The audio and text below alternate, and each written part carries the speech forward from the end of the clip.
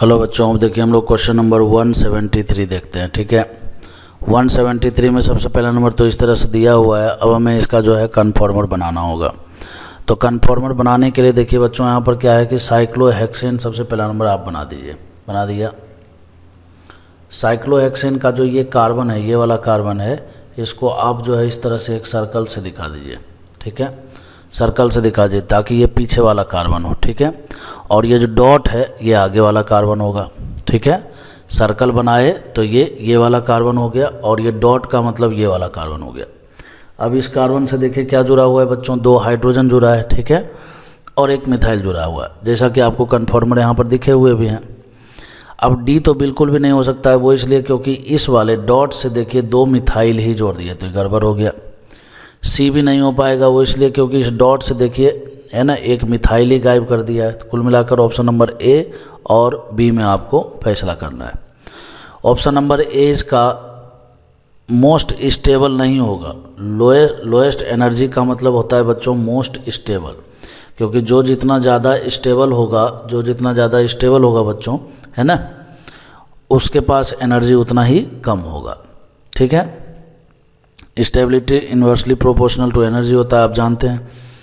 अब यहाँ पर जैसे देखिए CH3 और साइक्लोहेक्सेन दोनों क्या है कि ऊपर ही दिख रहे हैं आपको। कहने का मतलब है कि CH3 का ओरिएंटेशन जो है ना साइक्लोहेक्सेन के तरफ ही है, और यहाँ पर CH3 का ओरिएंटेशन जो है साइक्लोहेक्सेन के जस्ट अपोजिट साइड है।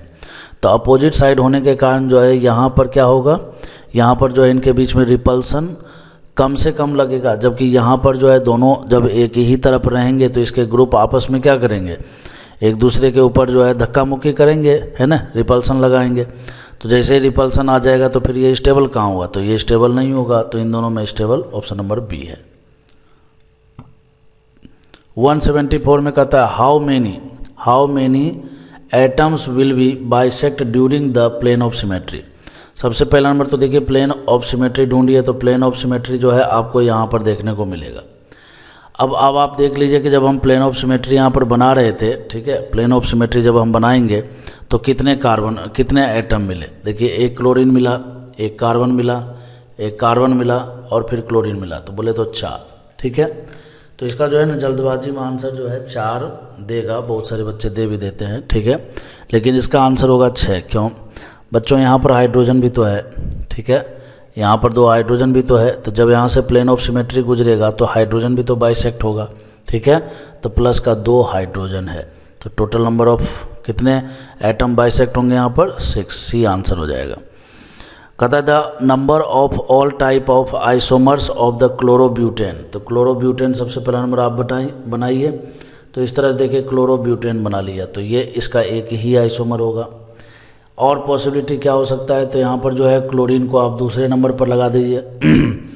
जैसे ही दूसरे नंबर पर बनाएंगे बच्चों, यहाँ पर हाइड्रोजन भी है, जहाँ कहीं पर भी मतलब बॉन्ड पूरा करने के लिए, कहने का ऑक्टेट पूरा करने के लिए नहीं दिख रहा है, तो जैसे यहाँ CH3 है, CH2, ये आप बात आप समझ रहे होंगे। ठीक है, अब आप गौर से देखिए ये वाला जो कार्बन है ये कायरल है बच्चों, तो कायरल है तो ऑप्टिकल एक्टिविटी देगा ये। ठीक है, ऑप्टिकल आइसोमर शो करेगा, तो इसके R और S 2 कन्फिग्रेशन होंगे, तो उस हिसाब से जो है ये 2 आइसोमर दे दिया। अब अगर आप क्लोरीन को यहाँ पर लगाओगे तो फिर से यही स्ट्रक्चर रिपीट हो जाएगा। तो अब आपको क्या करना पड़ेगा, इस प्रकार से आप ब्यूटेन बनाइए, आइसोब्यूटेन।